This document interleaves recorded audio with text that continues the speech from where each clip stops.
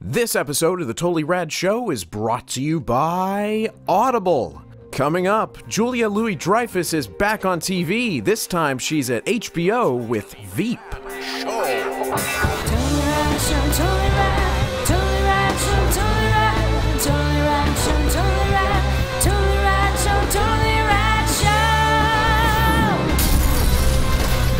Hello everybody and welcome to the Totally Rad Show. We have got a great week for you today. Dan is back from his vacation.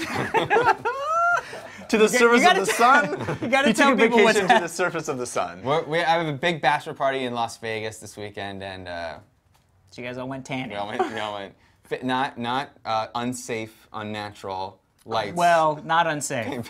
Not unsafe. Still Still very unnatural. unnatural. I don't want to get any on me. So later I'll be going to the gym and doing the laundry. So. Oh, good. Full Jersey Shore cycle. There you go. But we have a great week for you today. We are talking about the new Julia Louis-Dreyfus TV series on HBO, Veep, which is going to be cool. Yeah, and then tomorrow, an indie game that has been the king of indie games for quite a while now. We're finally getting our hands on Fez. Then on Wednesday, we're going to talk about a movie that is near and dear to our hearts. And that Mike and Jeff are in. Dan, too. I'm in as well. Where You're are the you? only I one who missed isn't. you. I'm very The back of much Dan's there. head, and your name is said. My name is said. Oh, yeah, Dan's We'll talk more about it. Comic-Con, A Fan's Hope. Comic-Con Episode 4. Comic-Con Fans Episode 4, A Fan's Hope. Hope. Thursday, one of my dreams come true. When we went and did Mexican wrestling, that was one of Jeff's dreams come true. But we got to actually go to an MMA gym and train with Amir Sadala, the winner of Ultimate Fighter Season 7, one of my favorite Ultimate Fighter seasons. You're not going to want to miss this You're not going to episode. want to miss that. There's some jitsu. Jeff got some jitsu in. Yeah. It was really, really fun, and he has a fight coming up. We'll tell you more about that. That's Not happening me. on Thursday. You're not Jeff. Not Jeff. Jeff has a fight coming up. And then Friday, because you demanded it, more verses. We gotta crack that top 20. We gotta shuffle stuff around. Yeah. Super fun background. Very sort of like. It's like limit. let it happen. Wait, damn it. Minimalist. Ah, minimalist. I was gonna say it's kind of our logos almost. If we were gonna have like minimalist logos Yeah. of our. It's like Alfred essence. Hitchcock, yeah. Yeah. This was sent in by It's Alfred Hitchcock Presents. Yeah. That's what it is, for sure. Tony Wisniewski sent that in. Thank you, Tony Wisniewski. The way we tie this into this week is because we're doing a movie about Comic-Con, and he's from San Diego, Hey! which I believe means whale's vagina. No, yes. Send in your backgrounds, fans at TotallyRadShow.com, and you can be Wisniewski. Tan my hands.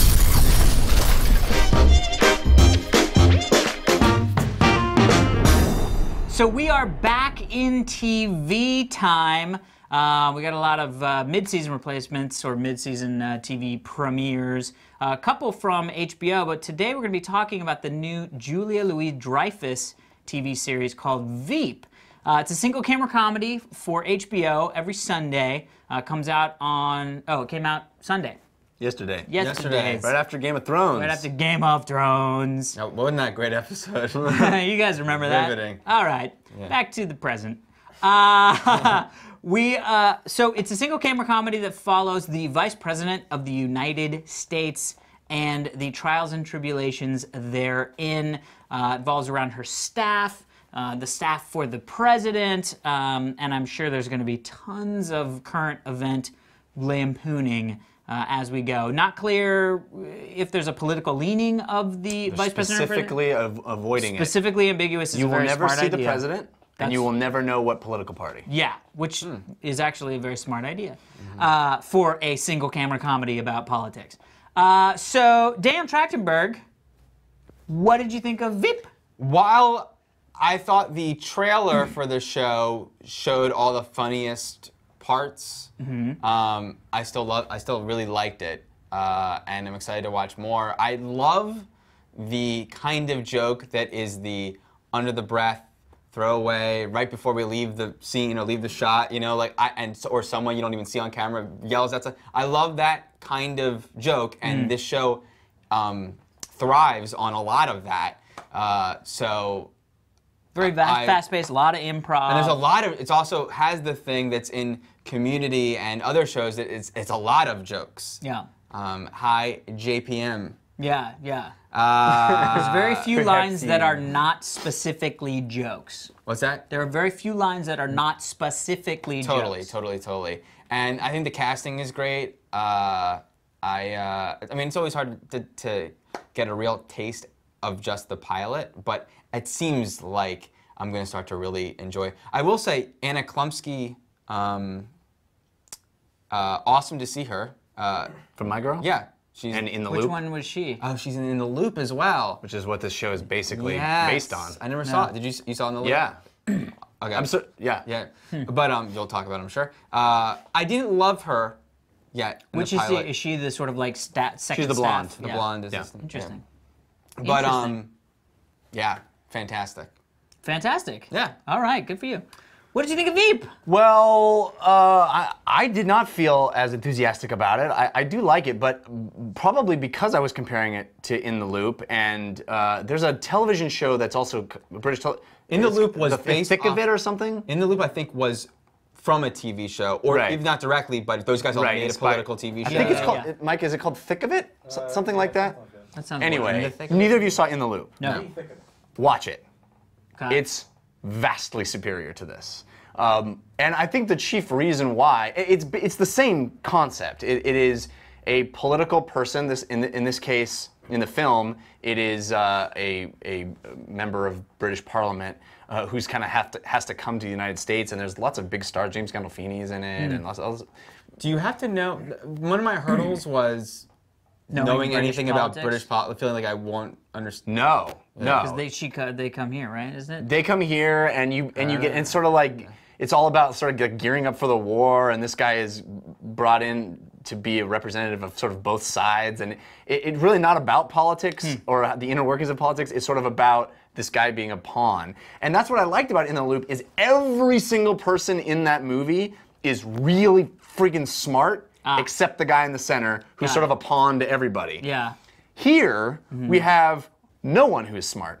There's like two people who do anything remotely smart. It almost strains credulity to think that these people even attained the positions they're in. And yes, we're in a sitcom world, Yeah. But what I prefer to see is the smart version of this comedy instead of this is basically The Office meets The West Wing. Yeah. You know, and but it makes more sense in The Office that a paper company is run by boobs, Right. rather than the Oval Office, Right, Is yeah. run. You know, remember not in the Oval Office, I guess. Vice President. Old executive office Yeah, building. is run by boobs. Yeah. And these people are incompetent. You know, they're ridiculously incompetent. Yeah. But I had a lot of fun.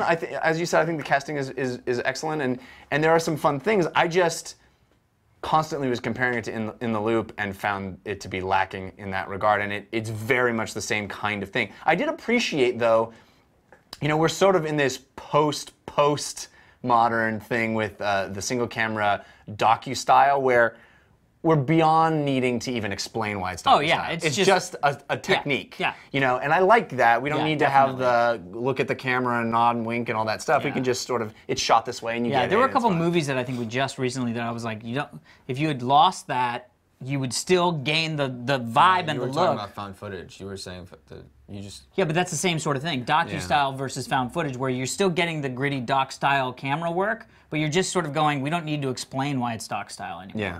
And that's kind of like what I was thinking with Project X. Right. Was That's the what one I'm saying is where I you was said like, it didn't need to be found footage. yeah, it doesn't have to be. And here's a series that very well could have been The Office, where they're doing interviews with people. People are looking at the camera for 5 seconds, but it doesn't need that. And that, yeah. I think I sit kind of right in between the two of you guys, literally and figuratively. I didn't love it, but I might have liked it a little bit more than you. You know, I found the situations to be a little bit absurd, more absurd than.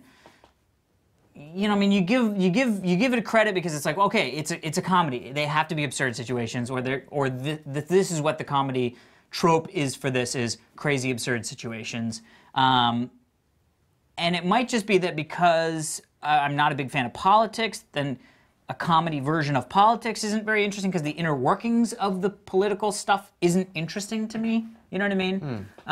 Funny, I actually, that's one thing I forgot that I enjoyed about it was sort of Oh, the liaison to Yeah, the White exactly. House versus Yeah. the vice president. I think the funniest stuff is the whispering in the ear to try to all that stuff was really clever and all fun. that stuff it happens, and for me, that stuff is not interesting to me because I grew up around that stuff. But just like having a person there to go like, he's got 2 kids, one's name's Ashley, and she's like, how's Ashley? Yeah. And that's funny. They do have people like that.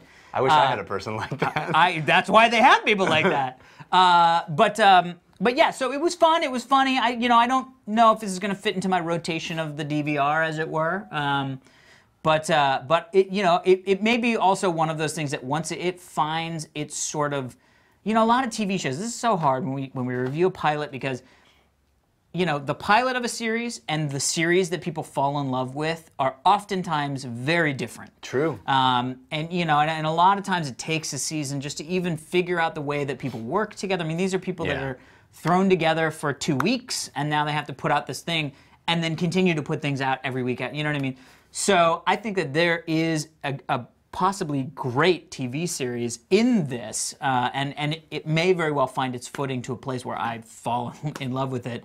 And right now I'm just sort of lukewarm on it. I'm definitely going to watch episode 2. Yeah, I am. I think episode 2 will probably be very telling as well to see sort of the direction and what they do, and if there are any overarching stories and stuff like that. But I think if you're even mildly interested in this, please watch In the Loop. It's uproariously funny. I'm gonna check it out. It's really smart and clever, and I think it does this much better than what we got in this pilot, and maybe this will catch up to that. Yeah. So Veep, Sunday nights, HBO. It's actually just HBO.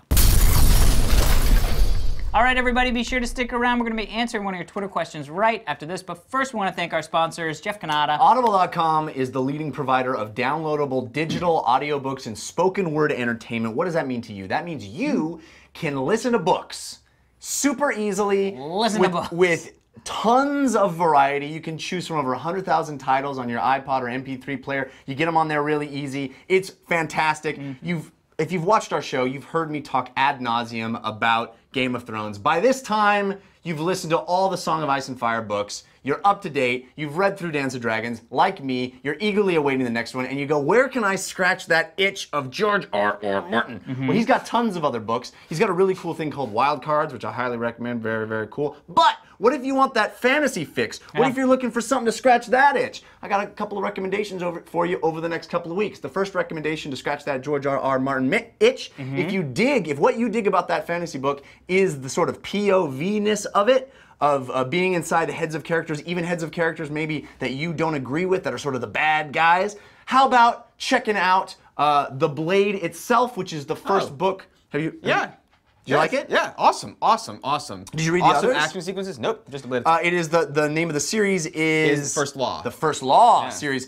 3 books in the First Law series. The 4th one just came out, and the 4th one I have not read yet. I'm very interested to. The entire book is one battle. It's one battle, the whole book. Sounds awesome. Wow, that's worth. Yeah, really cool. Awesome. It's on Audible. You can listen to it. It's really cool. The reader actually does the main bad guy has like a teeth issue, and he does it with a lisp. It's really pretty rad. So we'll give you that book for free. What, you say? Yeah, for free. audiblepodcast.com/totallyrad. Get your free audiobook download. Start listening. Get on board with the cool stuff. Yeah, get on board. It's a great space coaster. See yas! Don't miss tomorrow's show for our review of the video game Fez. Today's Twitter question comes to us from Chris Schreiber at KnobBuddy. Nobody. I like KnobBuddy.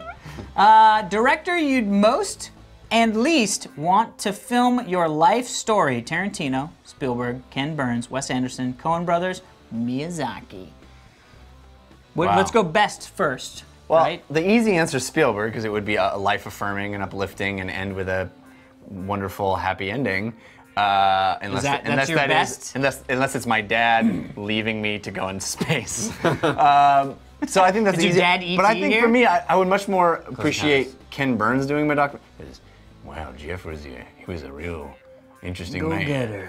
Yeah, in some of his writings, he would write such things as, I'm interested. "Dear Mom, I'm in Los Angeles again.